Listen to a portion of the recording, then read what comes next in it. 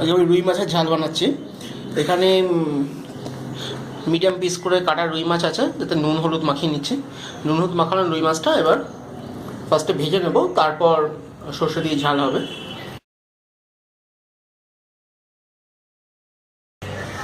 তেলের মধ্যে সামান্যখানি নুন দেওয়া আছে।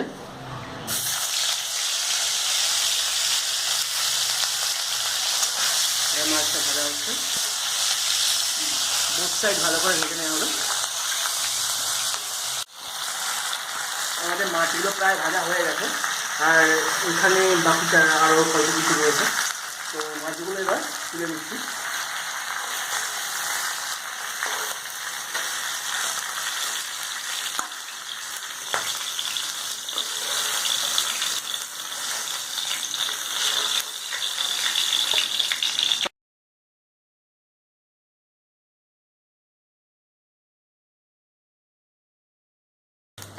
হলুদ, আচ্ছা লঙ্কা চিনিটা একসাথে কেন দিলে?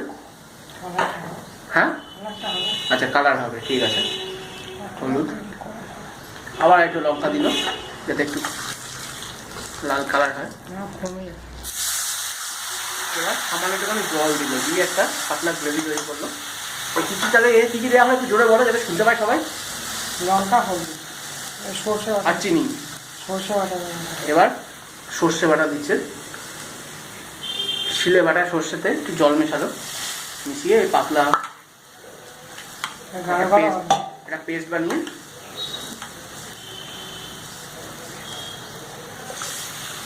পুরো দিয়ে দেওয়া হলো। একটা বেশ হলদে আর লাল মিশ্রণ একটা কালার আসছে।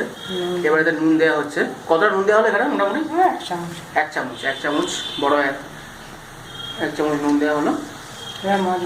এবার ওর মধ্যে মাছগুলো এক একে দিয়ে দেওয়া হচ্ছে। আচ্ছা, এরপরে আর কি পড়বে কিছু না? এবার এটা ফুটবে, তাই তো? ফুটে গেলে নামিয়ে নেবে। নামিয়ে নেওয়ার পরে কি হবে? খাওয়া হবে। নামিয়ে নেওয়ার পরে তারপরে খাবো, তাই তো? পেট পুজো করবো। ওকে, যত তাড়াতাড়ি সম্ভব আমরা পেট পুজো করে নেবো, কারণ আমার খুব লোভ লাগছে।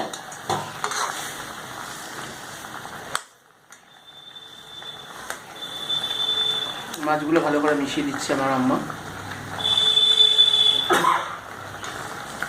ও যা ঝাঁঝে হাঁচি চলে আসছে, আমারও খুব হাঁচি আসছে, কিন্তু এক হাতে ক্যামেরা ধরে হাঁচি দিলে এখন ক্যামেরাটা উল্টে যেতে পারে, তাই অনেক কষ্টে চেপে রাখছি।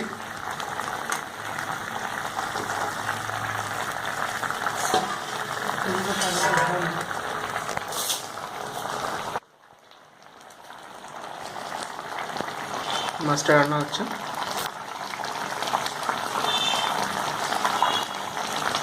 একটু ক্লোজ নিয়ে গিয়ে দেখাই।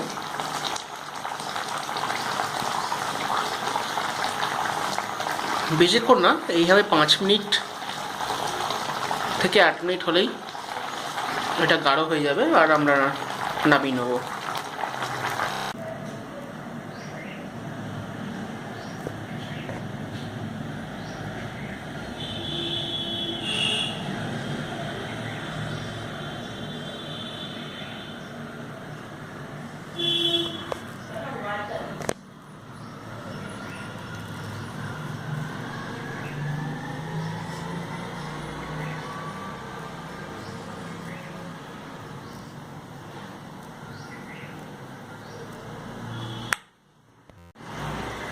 আমাদের